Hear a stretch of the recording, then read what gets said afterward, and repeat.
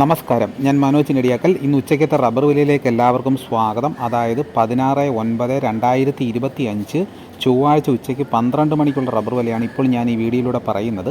ഇന്ന് നമുക്ക് ഒട്ടും സമയം കളയാം, നമുക്ക് ഉച്ചയ്ക്കത്തെ റബ്ബർ വില നോക്കാം.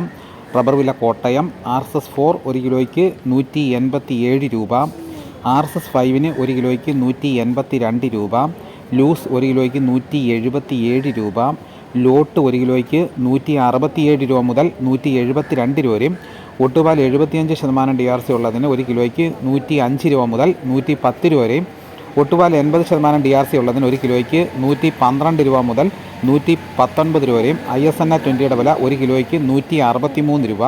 ഇതാണ് കോട്ടയത്ത് നടക്കുന്ന വില. ഇനി നമുക്ക് കൊച്ചി നടക്കുന്ന വില നോക്കാം. RSS 4 1 കിലോയ്ക്ക് 185 രൂപ, RSS 5 1 കിലോയ്ക്ക് 182 രൂപ. ഇതാണ് കൊച്ചി നടക്കുന്ന വില.